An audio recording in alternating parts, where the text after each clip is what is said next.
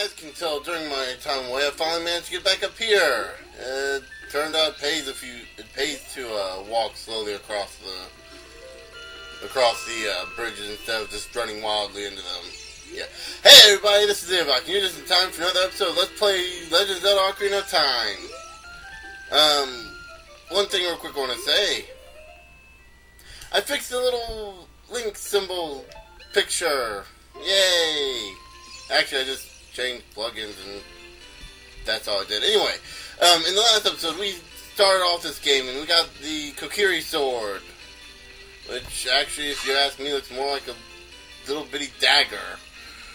I guess for a kid it would be a sword. Anyway, we also were looking for a shield, and in order for us to get a shield, we needed to get money.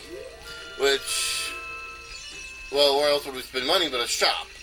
So we go into this building, which is the only shop in Kokiri. And we go down over here and we buy the Deku shield for 40 rupees. Good thing it wasn't 100, otherwise we wouldn't be able to buy it. This is telling us we can use R to crouch to defend, or while we're Z-targeting, we press R, it just holds up normally. No, we don't have enough money to buy anything. The cheapest thing there would be that little heart over there, which is 10 rupees and recovers, and it's just a recovery heart. So anyway, we have our shield now, and if we press Z and R, by the way, you can cycle through the different menus. I don't think I mentioned this before. You got your map here, which shows your world map and your current position, which is highlighted in the blue. Also, the rest of this area that you see here, we haven't explored. If you look closely, you can see like the darker gray. That's all the areas we can explore. The rest is just there for a show, you know, to make it look nice. Here's our quest status. It shows us our quest items up here. Songs we've learned down here with the Ocarina. Yeah, the game's called Ocarina of Time. Am I really spoiling anything for anyone at this point? And here's our these six symbols up here, and the 3 symbols down here are our dungeon progression stuff. The 4 little things beside here that I can't select, that's beside the Z, are, I'm not sure how to explain it. They're kind of like upgrade stuff. Anyway, we equip the shield, and now we can press R, or in my case, since I'm using the Wii remote, I have it set to C. Yeah, that's kind of a weird combo, isn't it? And hold both, well, you can hold both buttons at the same time, so, yeah. So anyway, I think, let's see where we need to go. Oh, going backwards. Deku Tree's over here. Tell you, one of the things I love about this game is it has a map. Right here is the... If you want to see a great Deku Tree, you should at least equip a sword and a shield. Eh? What's that? Oh, you have a Deku shield. What's that? Is that the Kokiri sword? Good grief. Oh, even with all that stuff, a wimp is still a wimp, huh? Yeah, but I can take you in a fight. I, the great Mita, will never accept you as one of us. Shoot, how did you get to be the favorite of Saria and the great Deku Tree, huh? Grumble, grumble. Yeah. Like I said earlier, I think he has a thing for Saria. I keep wanting to call her Sarah, because it's kind of how I grew up with that name, but...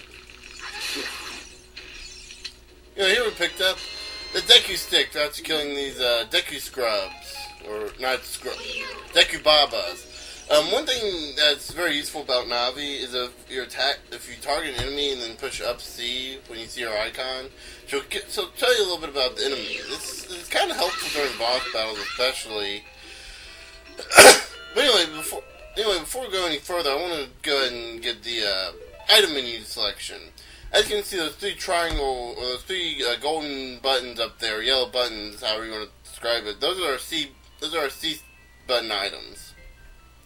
On the N64 controller, it directly reflects the C buttons, except for the up C, which is to talk to Navi and go into first person view.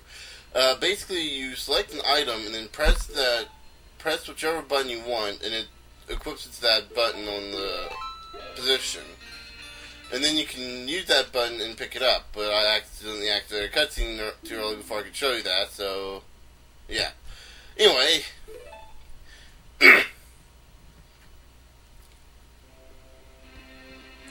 Oh, Navi, thou hast returned.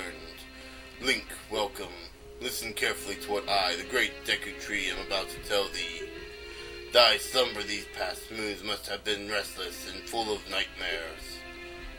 Yeah, but I'm pretty sure it's not because of the... Oh, you mean in the game, yeah, okay. As the servants of evil gain strength, the vile climate pervades the land and causes nightmares to those sensitive to it. Verily, thou hast felt it. I don't know what verily means. The Link, the time has come to test thy courage. I have been cursed. I need you to break the curse with your wisdom and courage. But I don't have wisdom. That's never mind. Dost thou have courage enough to undertake this task? Yes, I did realize the joke I just put myself through. And enter brave Link, and thou too, Navi. Navi the fairy, thou must aid Link. And Link, when Navi speaks, use up C to listen well to her words of wisdom. Words of wisdom. Anyone who's even remotely heard of this game knows that she states the obvious. Anyway, to use the C-stick item, there I go again. Yeah, you can tell what I grew up on the GameCube. Actually, I grew up on the N64 and Super Nintendo, ironically, and I keep saying C-stick. I guess it just rolls off the tongue easier. But anyway, you press the and here's our first dungeon anyway. Anyway, you press the C button that corresponds to the item, and then you press it again, and you can use it. So we can use the sticks here. I don't think... Yeah. Oh, they hit them, but it destroys the C-stick in the process. Deku stick. Wow, I wasn't even trying to say C. What the... and here we get the Deku nuts. Yeah, I get the great Deku's nuts and his stick. Yeah. Take with that as you will. Now, the thing about these guys is that when you kill them when they're standing straight up, they give you the sticks. If you don't kill them when they're straight up, they just give you the nuts. The Deku nuts are probably the second most unused item in the game, but they're rather quite useful if you know how to use them. Or even if you don't, they're basically like a flash bomb. And they should stun enemies, but the problem is later on in the game you get stuff that does a better job at stunning enemies, even if that's not their original intention. Right there we have a new enemy right there. Look at this. Oh, for the love of God, Navi. Oh, correction, it's terrible. For the love of the goddesses. Already she's annoying me. Right here we get our first big treasure chest, and see, I believe this is the map, I want to say? Yeah, the map. Yay, we got the dungeon map. The dungeon map. Might as well go ahead and show you this. The world map changes into the dungeon map whenever you're inside of a dungeon. When you get a dungeon map, when you get the item of the dungeon map, it shows you all the areas you can explore, highlighted by the black outlines. Blue is where we've been already, so yeah. This is probably stuff you all already know, but just in case. Oh, good. I just know she's gonna be annoying me. Pay attention to what the action icon says, blah blah. The action icon is the blue icon that's represented by the A button. Basically, like I said, it changes to what it needs to be. Right here is probably one of the few times we actually need the shield, and this is actually what I was calling the Deku Bobs earlier. This is a Deku Scrub. Basically, you hit whenever it pops up, you toss your shield at it. I'll give you a clue. When you jump off a high cliff, if you hold forward, you'll roll on the ground when you... Oh, yeah, this is just some basic stuff. This is stuff that's kind of not known, but kind of is known. Most people don't care. But anyway, Deku Scrubs are kind of a... No, this game and Majora's Mask are like the only two games that's ever had them in it. And they're kind of pathetic creatures when you think about it.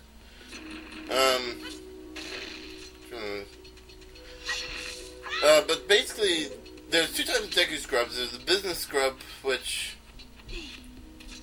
I believe we'll see later on. And you got the Deku Scrub right there, which you simply deflect the shots back, and it'll give you information.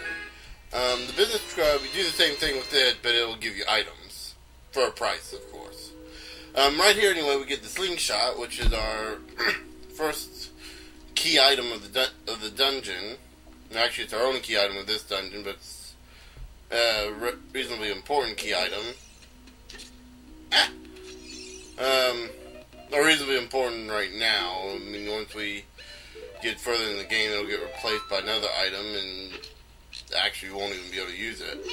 Right there, you see the green spot right there. That's a point of interest. Usually, you can use an item of one of your items, or you may be able to use an item later on that you get later on during the dungeon to use it, and use it to progress further. Let me see here. Right here, we get these new enemies, Skulltulas, or Skulltulas, or Skullwaltula? Skullwaltula. Okay. I don't remember the wall in the middle of their name. Oh, I guess that's because they're wall enemies. Okay, they're the wall versions. But anyway, basically what you need to do to progress further here is go into first person view so that you can at least see the enemy up there. Actually, you don't need to go into first person view, excuse me, you need to activate your, use your slingshot manually. Which is basically you just press it, you go into first person view with the slingshot in front of you, and then you press and hold it and it pulls back the, string. See, I believe in this game, it's, the path it stays on is, by the way when it goes, you see that spider web down the bottom? We need to jump from about here once we kill this guy. Now this is a big Skulltula. Yeah. You can't hit them from the front, otherwise it causes them to spin, so you gotta wait for them to turn and then hit them from behind. The only other game that I think that they're in, aside from, oh, we got Deku Seeds. Those are what we use for, they're arrows for the slingshot. That's it. I don't even know why they bother doing that. But the only other time we see those guys is in Twilight Princess, when their strategy is a lot. Strategy for beating them has actually changed quite a bit, because they don't hang from the ceiling anymore. Crap, and I messed up this puzzle. Right here you get the introduction to switches. These usually cause, well, these can either activate doors or activate puzzles for a brief period of time. Here we're going to get our compass. The only other item that I can think of that's in a box, or in a big box anyway. Yay, we got the compass. Now we can see the location of many hidden things. Basically, we can see the location of treasure chests. Actually, I should probably get that one, because that probably has rupees in it. Oh, right here. One of the things about the Deku Twig. Screwed that one up. Hey! Screwed that one up by jumping in the wrong direction. Yeah. Okay, now as you can see, I was able to put my... One of the things that people like to do with the Deku Tree, the Deku sticks, is, they like to put them away before they burn out. Because if you put them away, it pretty much doesn't count pretty much doesn't recognize that as a use, so it keeps it in your inventory so you don't waste it.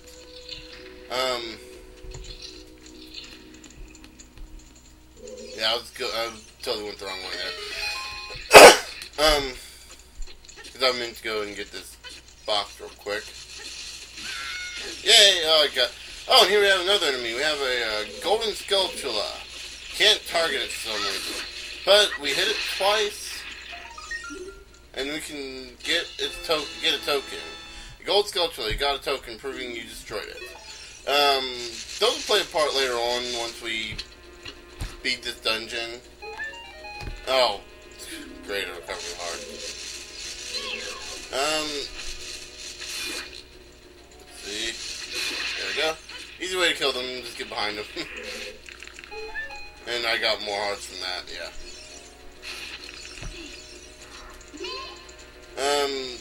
So yeah, now I gotta do this puzzle again, because I totally just wasted your time. Or my time too, so. And we just leave the room. One thing I'm going to tell you about this LP, you'll hear me start comparing this game a lot to other Zelda games that are down along the line, particularly Twilight Princess.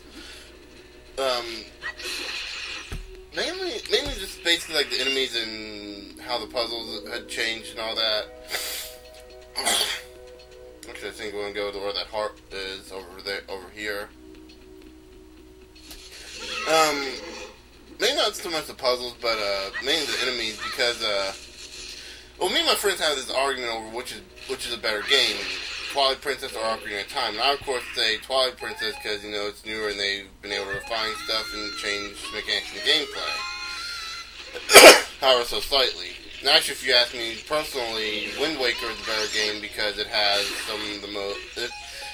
The way they utilize all the items in that game, as opposed to the other Zelda games where you just use the item for the one dungeon and only use it like for a couple of instances through the rest of the way, just kind of makes it all the better. But basically, one of the things that we keep getting into arguments is how the enemies stayed the same, quote unquote, throughout the entirety of the games. And I intend to prove otherwise because I have actually played this game recently, and I can tell you this right now.